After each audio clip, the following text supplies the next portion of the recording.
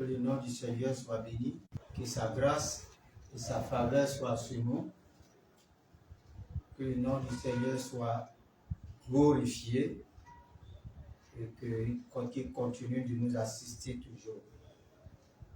Je vais prier pour que nous puissions, par la grâce de Dieu, entamer un thème. Le thème, c'est « Voilà ce que nous prêchons ». Je prie que le Seigneur nous aide par sa miséricorde à pouvoir recevoir pleinement sa faveur dans cette affaire et comprendre selon la mesure de la grâce qu'il nous a accordée. Je vais prier le Seigneur. Sois glorifié, Seigneur Jésus-Christ, pour tout ce que tu fais. Merci pour tout le bien-être. Merci pour ta faveur. Et ce matin, à l'entame de ce thème, prions que tu nous aides à comprendre ce qui est à comprendre. Dans le nom de Jésus-Christ, j'ai prié. Merci Seigneur. Amen. Nous prenons notre Bible dans 1 Corinthiens chapitre 15, à partir du verset 1, où il est dit clairement, je vous rappelle, frères, l'évangile que je vous ai annoncé, que vous avez reçu, dans lequel vous avez persévéré et par lequel vous êtes sauvés, si vous le retenez tel que je vous l'ai annoncé. Autrement, vous auriez cru en vain. Je vous ai enseigné avant tout, comme je l'avais aussi reçu, que Christ est mort pour nos péchés, selon les Écritures, qu'il a été enseveli et qu'il est ressuscité le troisième jour, selon les Écritures, et qu'il est apparu à Céphas, puis aux 12. Ensuite, il est apparu à plus de 500 frères à la fois, dont la plupart sont encore vivants et dont quelques-uns sont morts. Ensuite, il est apparu à Jacques, puis à tous les apôtres. Après eux tous, il m'est aussi apparu à moi, comme à la vôtre. Car je suis le moindre des apôtres, je ne suis pas digne d'être appelé apôtre, parce que j'ai persécuté l'Église de Dieu. Par la grâce de Dieu, je suis ce que je suis, et sa grâce envers moi n'a pas été vaine. Loin de là, je travaillais plus que tous, non pas moi toutefois, mais la grâce de Dieu qui est avec moi. Ainsi donc, que ce soit moi, que ce soit eux, voilà ce que nous prêchons, et c'est ce que vous avez cru. Amen. Nous allons passer un petit temps avec le Seigneur pour qu'il nous explique ce thème qui est très très important, qui présente l'évangile qu'a prêché Pierre, Jacques, Paul, Barnabas, l'évangile qui leur a donné la puissance de Dieu pour pouvoir bouleverser le monde jusqu'à nous atteindre ici en Afrique et dans tous les continents du monde entier. Quel évangile a circulé et dont le diable n'a pas pu maintenir ni arrêter. Il y a eu tellement de grandes persécutions qu'on pourrait dire que la menace tellement sérieuse pouvait faire arrêter l'évangile. Mais heureusement, par la grâce de Dieu, rien de tout ce qui a été fait n'a pu empêcher le Seigneur de pouvoir atteindre ses objectifs avec l'évangile. Bien vrai que nous sommes enfants de Dieu, mais n'ignorons pas que le diable est là et il a une façon à lui de présenter un autre évangile dans le but de pouvoir semer la confusion afin que les gens ne savent point à quoi se vouer. Non pas qu'il y a un autre évangile, mais il y a un seul évangile, l'évangile qui concerne Jésus-Christ. Et c'est cet évangile-là que nous devons prêcher. Au fur et à mesure, le Seigneur va nous aider à pouvoir prêcher et parler du contenu de ce que prêchent nos pères qui nous ont précédés par la grâce de Dieu. D'abord, avant d'aller un peu plus loin, il faut que nous sachions déjà ce que le Seigneur veut nous dire par prêchant, prêcher. Prêcher est tout simplement dans ce contexte pour parler de recommandations d'un sujet pratique dont ceux qui ont ce sujet-là sont les témoins de ce sujet.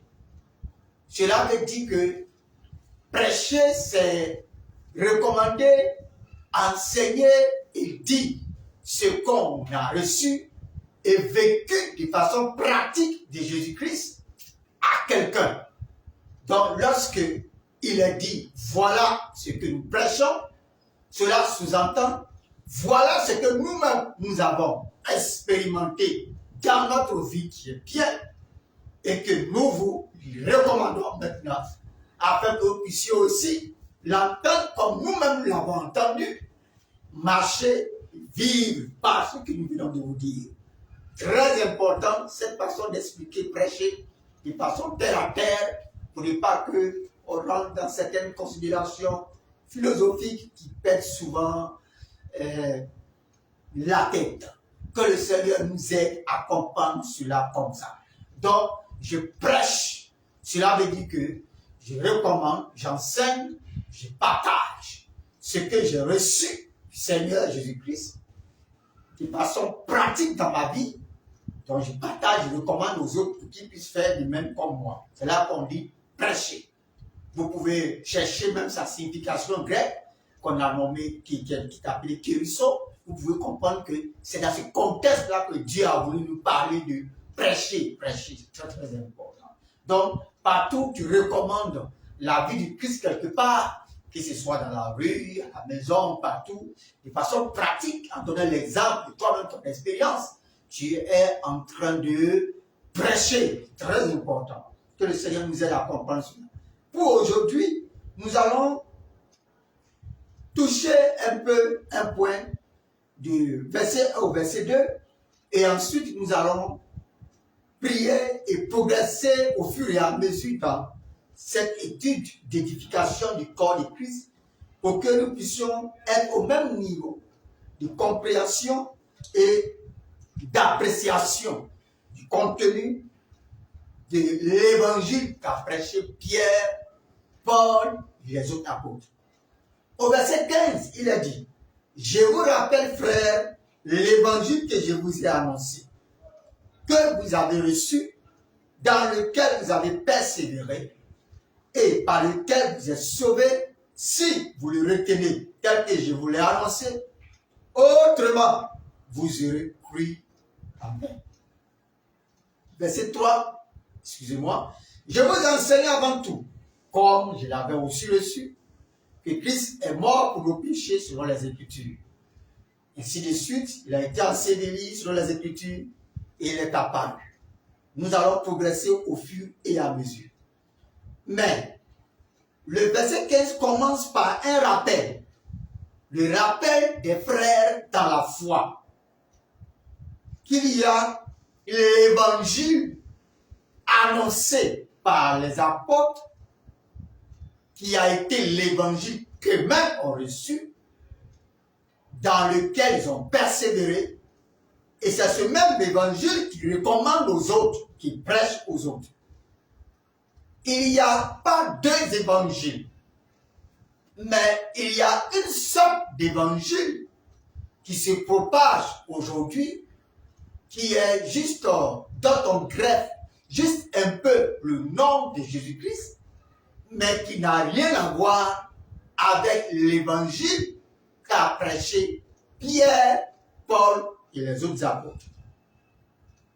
Ce n'est pas tout ce qui est dit qui se termine par Jésus de façon philosophique, je pèse mes mots, qui est appelé évangile.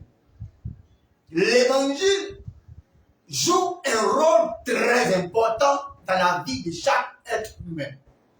Parce qu'on dit évangile, parce que c'est la bonne nouvelle que tout homme attend de sa vie.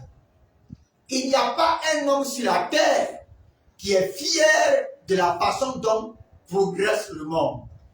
Nous savons que le monde est devenu aujourd'hui dans un environnement obligé de vivre selon le courant du mal et du mauvais.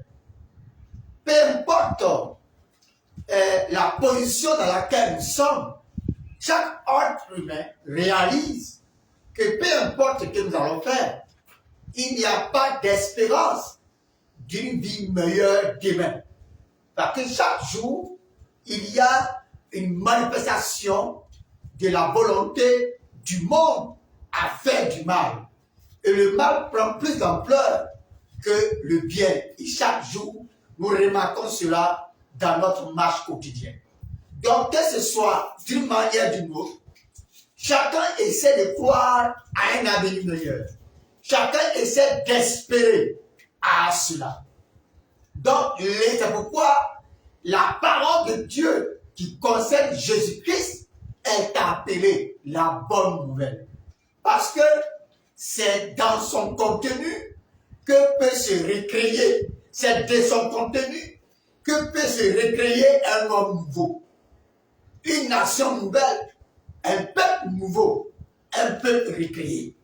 C'est pourquoi quiconque touche de façon claire et pratique l'évangile original, il y a un impact de cet évangile dans la vie de ces derniers. L'évangile qu'a prêché Pierre et Paul et les autres, lorsque ça entre en contact avec la vie de quelqu'un, ça apporte un changement d'abord de vie dans la vie de ces derniers. Ces derniers commencent à déjà avoir un dégoût pour le péché. Et ça amène chaque personne qui reçoit la crainte de Dieu et la suivi sans restriction du Seigneur Jésus-Christ. Lorsqu'on reçoit cet évangile, le monde pour nous est devenu, on voit et on voit réellement la laideur de ce monde, c'est ce que je voulais dire. Lorsqu'on reçoit cet évangile, le monde devient laid à nos yeux et nous aspirons à la vie meilleure que le Seigneur nous a laissée au ciel. C'est pourquoi dans Matthieu chapitre 7, lorsqu'il s'agissait de présenter les signes qui prouvent quelqu'un qui est du royaume de Dieu, le Seigneur a répondu au verset 16. Il dit, vous les reconnaîtrez à leurs fruits. Qu'est-on de raisins sur des épines ou des figues sur des chardons? Tout bon arbre porte de bons fruits, mais le mauvais arbre porte de mauvais fruits. Un bon arbre ne peut porter de mauvais fruits, ni un mauvais arbre porter de bons fruits. Tout arbre qui ne porte pas de bons fruits est coupé et jeté au feu. C'est donc à leurs fruits que vous les reconnaîtrez. Donc Jésus nous montre ici que quand sa parole est reçue, la parole qui vient de lui, quand c'est reçu par quelqu'un, on remarque un changement dans la vie de ce dernier. On remarque une récréation de la vie de ce dernier. On remarque une crainte de Dieu qui naît dans le cœur de ce dernier. Et on remarque la haine de ce monde dans l'esprit de ce dernier. Quand ces signes ne sont pas évidents, alors il y a un vrai problème qui concerne l'évangile. C'est un vrai problème au niveau de l'évangile qu'a reçu ce dernier. Dans 2 Corinthiens chapitre 4, à partir du verset 3, nous allons lire verset 1, comprendre. C'est pourquoi, ayant ce ministère, selon la miséricorde qui nous a été faite, nous ne perdons pas courage. Nous rejetons les choses honteuses qui se font en secret. Nous n'avons point une conduite astucieuse et nous n'attirons point la parole de Dieu. Mais en publiant la vérité, nous nous recommandons à toute conscience d'homme devant Dieu. Verset 3. Notre évangile est encore voilé. Il est voilé pour ceux qui périssent. Vous les introduisez dans le Dieu de ce siècle à aveugler l'intelligence, afin qu'ils ne visent pas bien la splendeur de l'évangile et la gloire de Christ, qui est l'image de Dieu. Verset 5. Nous ne nous prêchons pas nous-mêmes. C'est Jésus-Christ le Seigneur que nous prêchons. Et nous disons vos serviteurs à cause de Jésus. Car Dieu qui a dit la lumière brillera au sein des ténèbres a fait briller la lumière dans nos cœurs pour faire resplendir la connaissance de la gloire de Dieu sur la part de Christ. Alléluia. Dans ce texte encore, nous remarquons quelques points pour nous éclairer sur l'évangile que prêchaient les Pierre, les Paul et autres. D'abord, il dit ce qu'ils prêchent n'est jamais eux-mêmes. Si les gens ne comprennent pas bien ce qu'ils disent, si les gens ont du mal à accepter, c'est parce que le diable a déjà tenu ces personnes en captivité. Donc, ils ne voient pas briller Christ dans ce qu'ils disent. Parce qu'en réalité, eux ne se prêchent pas eux-mêmes, c'est-à-dire, ils ne prêchent pas les dons manifestés dans leur vie, ils ne prêchent pas leur gloire d'être physiquement avec Jésus-Christ dans un temps, ils ne prêchent pas la philosophie humaine ou tout le grand savoir religieux qu'ils ont eu dans leur temps, mais ils prêchent Christ. Donc Jésus-Christ est leur message. Jésus-Christ, le Seigneur, c'est lui qui est tout le contenu de leur message. Il est celui qu'ils présentent comme message. Il est celui qui, s'il y a un conseil à donner, ce sont ses conseils. S'il y a un homme à suivre, c'est Jésus qu'on doit suivre. S'il y a un don à recevoir, c'est de lui qu'on doit recevoir. S'il y a quoi que ce soit, c'est lui qui est le message principal de tout ce qu'il prêche. Et il ne commet jamais l'erreur de prêcher eux-mêmes. Et dans cette prédication, ça leur conduit à se sentir serviteurs de Jésus-Christ pour les autres. Cet évangile ne les met pas au-dessus des autres, mais cet évangile les met toujours, les met dans une conscience d'être serviteurs de Jésus-Christ pour les autres. Donc nous remarquons que ce soit celui qui prêche l'évangile, la parole de Dieu qui vient de la source vive que Jésus a donnée à Pierre, Paul et autres, non seulement ça transforme la vie de celui qui écoute, à moins qu'il soit voilé par le diable, ou bien ça le transforme très bien, et ensuite ça aussi transforme la vie de celui qui prêche cet évangile. Donc nous remarquons que ce soit celui qui écoute ou celui qui prêche, cet évangile le dispose dans la crainte de Dieu et dans la poursuite de l'objectif d'être conforme à l'image de Jésus-Christ. C'est très très très important que nous puissions comprendre cela. Nous pouvons revenir à 2 Corinthiens chapitre 2 à partir du verset 15 pour 14 pour comprendre quelque chose après très important. Il dit, grâce soit rendue à Dieu qui nous fait toujours triompher en Christ et qui répand par nous en tout lieu l'odeur de sa connaissance. Nous sommes en effet pour Dieu la bonne odeur de Christ parmi ceux qui sont sauvés et parmi ceux qui périssent. Aux uns une odeur de mort donnant la mort, aux autres une odeur de vie donnant la vie, et qui est suffisant pour ces choses. Car nous ne pacifions point la parole de Dieu comme font plusieurs, mais c'est avec sincérité. Mais c'est de la part de Dieu que nous parlons en Christ devant Dieu. Alléluia. Donc, l'évangile là qu'ils ont, non seulement eux-mêmes, ça les transforme de gloire en gloire à l'image de Jésus-Christ, ça gagne aussi ce même impact dans le cœur, dans la vie de ceux qui l'entendent. Quand l'évangile qui concerne Jésus-Christ vient à nous, à moins qu'on prenne la décision de ne pas accepter. Mais ça vise d'abord à la libération de notre vie au tard du péché. Ça vise d'abord à la libération de notre âme otage de tout le système du monde. Et cet évangile nous délivre de ces choses d'abord, avant de passer à autre chose. Nous allons entrer dans plus de détails qu'on va se retrouver la prochaine fois, mais pour aujourd'hui, le Seigneur voudrait que nous prions sur le sujet. Sur le fait que quand l'évangile qu'a prêché Jésus d'abord, transmis à Pierre et les apôtres, trouve sa place dans le cœur d'un individu. D'abord, premièrement, ça transforme sa vie.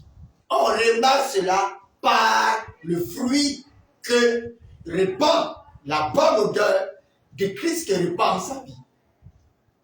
Et celui-même qui a l'évangile authentique prêché par Jésus, prêché par Pierre, les Paul et les autres, quand lui aussi reçoit ce même évangile, sa vie aussi est transformée de gloire en gloire à l'image de Jésus-Christ.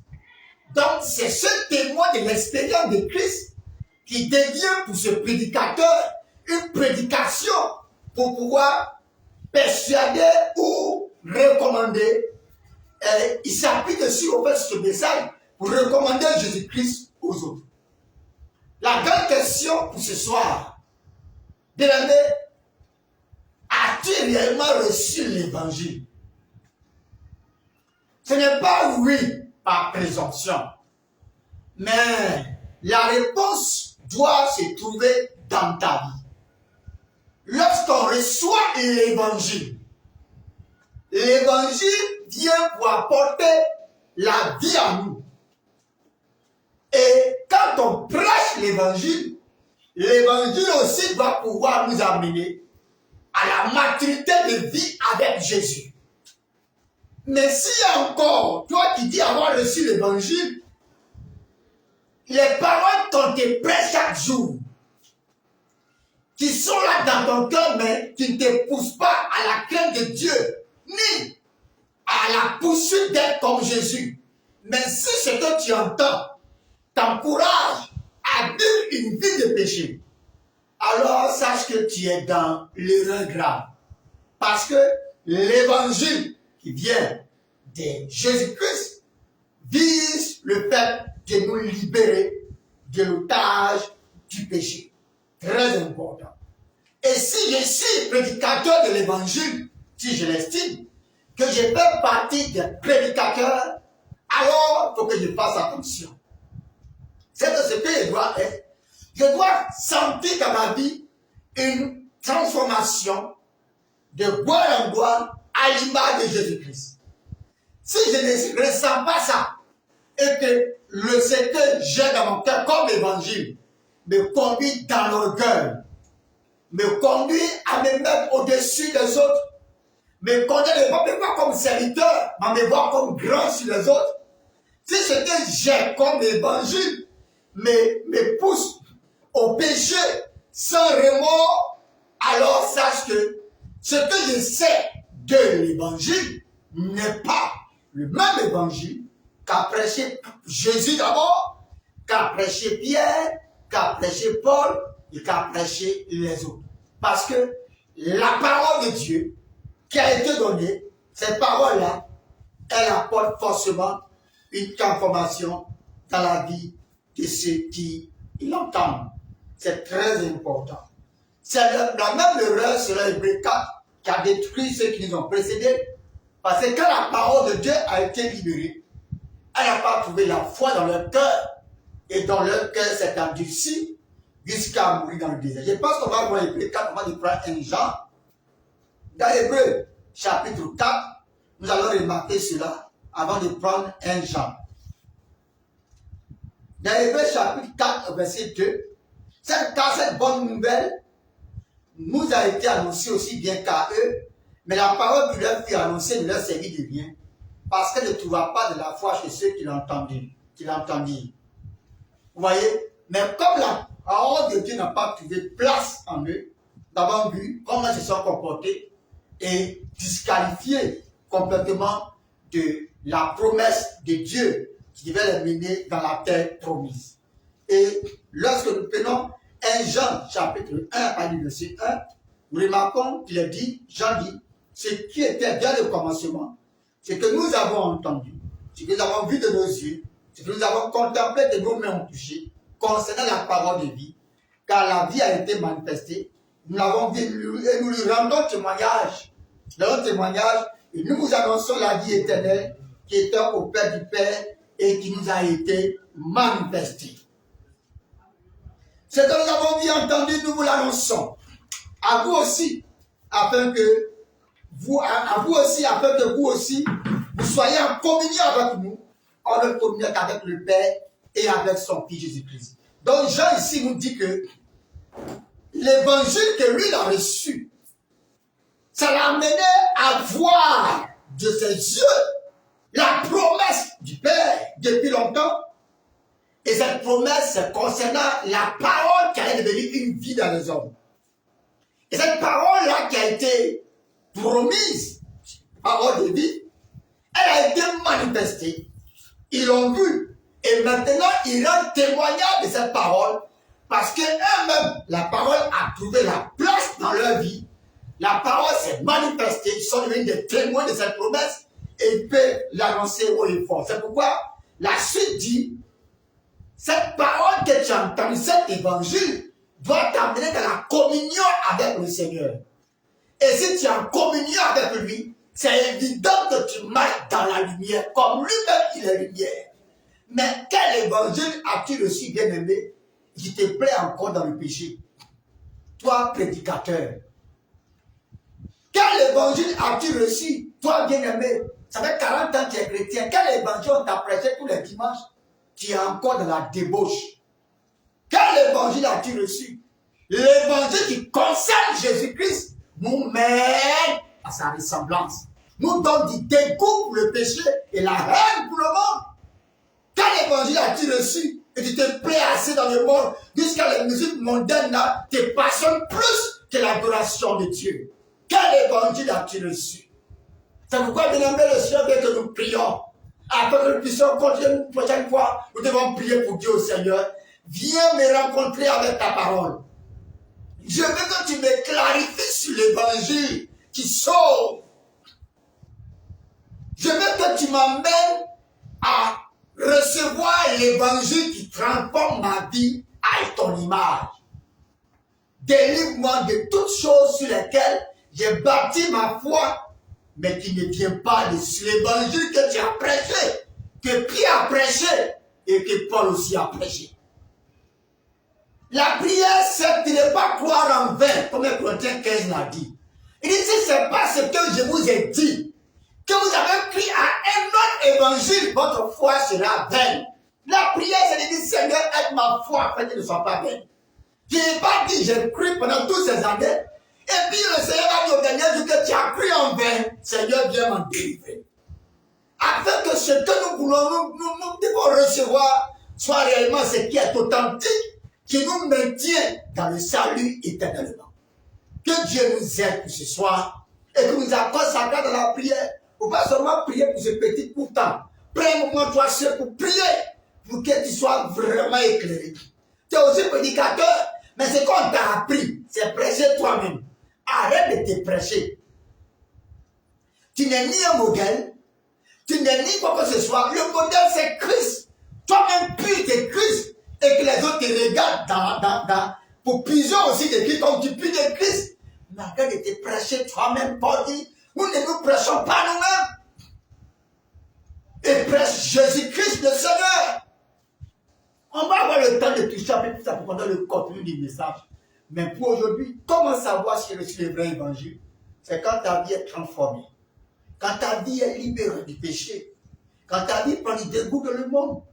Je suis prédicateur. Qu'est-ce pour que j'ai reçu le bon enseignement? C'est quand l'enseignement que tu as reçu, qui transforme de bon en bois la même image que Jésus.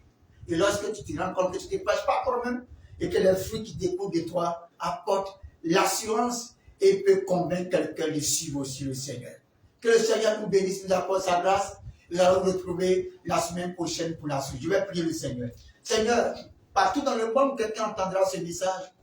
Amène-nous à te chercher et répand sur ces personnes la paix, la connaissance, la bonne odeur de ta connaissance.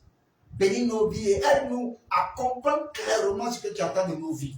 Et que les premiers signes de la réception de l'évangile soient évidents dans la vie de tous ceux qui vont te supplier et les aider. Béni sois-tu pour ce soir. Et accorde-nous encore plus de grâce les autres fois. Au nom de Jésus, j'ai prié. Amen. Que le Seigneur vous bénisse. C'était toujours avec votre frère, le serviteur Yahweh Marcel. Amen. À la prochaine fois.